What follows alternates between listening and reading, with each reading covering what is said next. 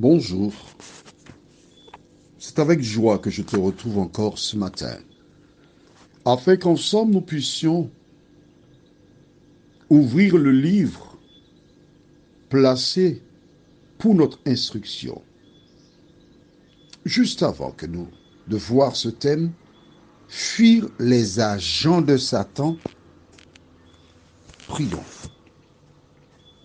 Cet esprit, nous te louons, nous te bénissons pour le bonheur de te connaître. Toi qui nous consoles, nous enseignes, nous diriges dans toute la vérité. Que la paix qui vient de toi remplisse nos cœurs et que nous puissions cesser d'être ballottés par les uns et les autres, mais que nous puissions nous tenir dans la barque de l'Éternel qui conduit ses enfants à bon port. Nous te remercions, Seigneur, de nous conduire dans toute la vérité une fois de plus. Car nous t'avons prié au nom de Jésus, notre Sauveur, et pour ta gloire éternelle. Amen. Tu inscris dans ton cahier Psaume 119. Psaume 119. Je suis obligé de ne pas mettre certaines références pour que tu notes dans ton cahier afin que tu ailles, que tu cherches Psaume 119,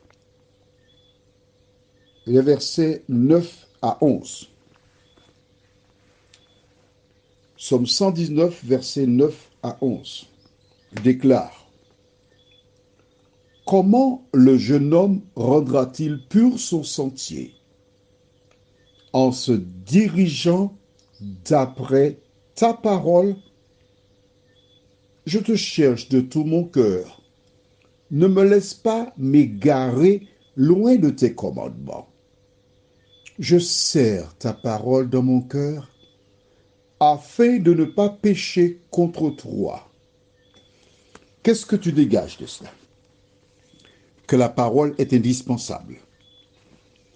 La parole, c'est elle qui me permet de connaître Dieu, de marcher dans ses voies, afin de ne pas pécher contre lui. Nous avons une petite vidéo où un petit garçon explique que lorsque tu as pardonné à quelqu'un, il faut faire le point, ne pas en vouloir à cette personne, mais quand l'attitude de cette personne est toxique, nuisible pour toi, il faut l'éviter. J'ai trouvé ça fort intéressant. Je ne sais pas qui lui prépare ces textes, mais ils sont de qualité et j'approuve. Pourquoi j'approuve? Lisons dans la Bible, dans le livre de 2 Jean, c'est à la fin de la Bible. Le dernier livre de la Bible, c'est Apocalypse, juste devant. Il y a Jude, après tu as 3 Jean, 2 Jean et 1 Jean. Alors, mais nous allons dans 2 Jean, chapitre 1er. Alors, on dit chapitre 1er, mais en fait, il n'y a qu'un seul chapitre là-dedans. D'accord? 2 Jean, chapitre 1er. Et nous lisons les versets 7 à 10.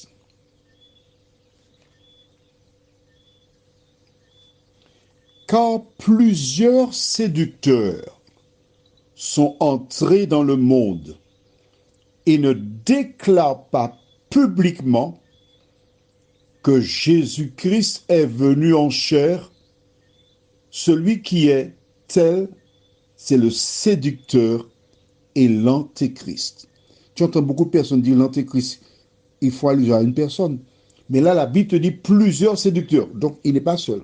On est bien d'accord. C'est écrit en français là. Hein? Mais si. Verset 8. Prenez garde à vous-même, afin que vous ne perdiez pas le fruit de votre travail, mais que vous receviez une pleine récompense. Quiconque va plus loin et ne demeure pas dans la doctrine de Christ n'a point Dieu. Celui qui demeure dans cette doctrine a le Père et le Fils. Si quelqu'un vient à vous et n'apporte pas cette doctrine, ne le recevez pas dans votre maison. Et ne lui dites pas salut. Car celui qui lui dit salut participe à ses mauvaises œuvres. En clair, je vais t'expliquer ce que tu viens d'entendre. Si tu connais quelqu'un qui ne reconnaît pas Jésus comme Dieu, non seulement tu ne dois pas la saluer, mais tu ne dois pas ouvrir ta maison pour la recevoir dans ta maison. Si tu connais, si tu as des membres de ta famille qui... Alors, je rappelle, je ne fais pas de prosélytisme, c'est-à-dire je ne cherche pas à faire des gens entrer dans une religion. Ce n'est pas ça du tout. J'explique la parole de Dieu. Mais il existe des personnes qui déclarent que Jésus n'est pas Dieu. C'est le Fils de Dieu. Ces personnes qui tiennent ce langage sont exactement ce que nous venons de lire là dans la Bible. Et quand tu ouvres ta maison à ces personnes pour échanger, pour parler avec elles, tu participes à l'œuvre diabolique. Tu ne savais pas ça? Eh bien, aujourd'hui, tu le sais. Quand tu les vois venir au loin, souvent ils sont par deux. Ferme ta maison. Prends ta Bible, lis, et si on frappe, je ne suis pas disponible. Je ne serai plus disponible. Est-ce que tu vois que c'est marqué dans la Bible? Tu fais autrement? Pourquoi fais-tu autrement? Allons au livre de 1 Jean, chapitre 5, juste devant le verset 20. Le verset 20, que dit-il?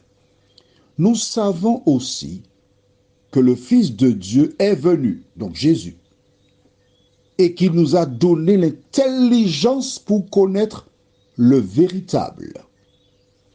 Et nous sommes dans le véritable en son Fils Jésus-Christ. C'est lui. Lui, c'est qui? Jésus-Christ, qui est le Dieu véritable et la vie éternelle. Est-ce que tu as lu ça? Pour les rebelles qui ne lisent pas en même temps que moi, je vais prendre mon bâton. Quand tu t'arrêtes quelque part, sur le portable, tu tapes sur ton portable dans Google ou autre, 1 Jean 5, verset 20. Puis lis ça pour toi-même. La Bible dit que c'est lui, Jésus, qui est le Dieu véritable et la vie éternelle. Si quelqu'un te dit que Jésus n'est pas Dieu, de qui est-elle l'agent? Allons, dis-moi. Tu as 2 yeux, tu as un cerveau. De qui est-elle l'agent? Un agent de Satan. Allons au livre de Tite, chapitre 3, les versets 8 à 11. Je te rappelle que nous sommes en train de voir la présence de Satan dans le monde, comment il œuvre. Il a beaucoup de ratières. Alors, ratière aux Antilles, c'est un instrument qu'on appelle, c'est une sorte de piège à crabe. Lorsque le mois de janvier, février arrive, alors des gens ont les ratières, c'est une sorte de petite boîte qu'on va placer sur un trou où se trouve un crabe. On met un morceau de banane, on appelle ça tinet, à l'intérieur, parce qu'il semble que les crabes aiment ça. Et la porte est retenue par quelque chose, une ficelle qui est attachée à l'arrière, qui est reliée donc au tinet. Donc dès que le crabe rentre dans la ratière, il touche au tinet, la porte se referme sur lui, paf, de lumière, il est dans les ténèbres. Et le propriétaire passe plus tard, récupère la ratière, il récupère le crabe qui finit dans l'assiette de beaucoup de personnes. Bon, bref, c'est une parenthèse, d'accord? Le diable, il a une quantité de ratières. Les ratières sont différentes. Mais son objectif, c'est de capturer des femmes et des hommes qui ne lisent pas la Bible. Aujourd'hui, tu sais que Jésus est Dieu. Tu l'as lu dans tes yeux. On ne te l'a pas dit, je ne te l'ai pas dit, c'est toi qui as vu ça avec tes 2 cocos yeux, comme diraient les anciens. Dans Tite 3, lisons versets 8 à 11. Cette parole est certaine. Et je veux que tu affirmes ces choses afin que ceux qui ont cru en Dieu s'applique à pratiquer de bonnes œuvres. Voilà ce qui est bon et utile aux hommes. Mais évite les discussions folles, les généalogies, les querelles, les disputes relatives à la loi, car elles sont inutiles et vaines. Éloigne de toi, après un premier et un second avertissement, celui qui provoque des divisions. Sache qu'un homme de cette espèce est perverti et qu'il pêche en se condamnant lui-même. Quand j'étais enfant, ma grande sœur, elle a 10 ans de plus que moi, elle me répétait souvent ces proverbes. Fréquente les chiens ou qu'attraper pisse. Si tu fréquentes les chiens, tu auras des puces. L'autre, c'était dis-moi qui tu fréquentes, je te dirai qui tu es. En français, celui-là. D'accord? Quand tu vois des personnes, mais il faut lire ta Bible, hein, parce que si tu ne connais pas ta Bible, tu es là comme une expression qu'on utilisait souvent senti, tu es là comme un ababa. Tu ne lis pas la Bible, tu ne connais pas. On vient te raconter des histoires, tu gardes ta bouche ouverte. Ah bon? Ah bon? Laisse-moi te raconter quelque chose là, très rapidement. Un jour, j'étais quelque part et des gens ont parlé du millénium. C'est quelque chose, les 1000 ans. Un jour, ah, on verra. En fonction de ton niveau, je peux faire ça avec toi. Alors, dans l'histoire du millénium, la cité de Dieu descend sur terre avec les saints.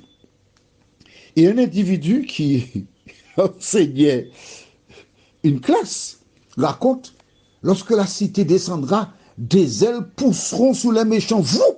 Ils vont monter dans les airs pour aller attaquer la cité. J'ai gardé mon sérieux, mais je t'assure, quand je suis sorti de là, j'ai ri, j'ai même pleuré. Les malheureux étaient là, ah bon? Les ailes vont pousser sur eux. L'homme était en train de penser à un scénario à écrire pour Walt Disney et il présente ça comme la vérité. Écoute-moi, mon ami. Je voudrais te rappeler que je t'aime et c'est pour ça que je me réveille le matin tôt pour enregistrer les audios. Lis la Bible, mets-la en pratique. Ce n'est qu'ainsi que tu connaîtras la vérité et personne ne sera en mesure de te tromper. Prions. Seigneur, je te bénis, je te loue pour ce petit garçon qui a donné un message. Effectivement, tu déclares, et je donnerai la référence demain si Dieu nous prête vie, en début de l'édition, que si les adultes, si les gens ne veulent pas faire le travail, les pierres crieront. C'est-à-dire que tu utiliseras des moyens pour interpeller. Dans la vidéo, nous voyons comment cet adulte qui écoute l'enfant l'écoute avec beaucoup d'attention.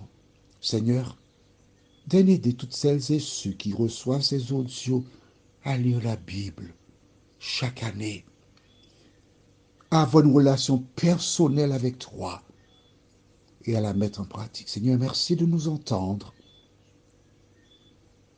de nous écouter, nous exaucer, car nous t'avons prié au nom de Jésus et pour ta gloire éternelle. Amen. Je te souhaite une bonne journée et prends soin de toi.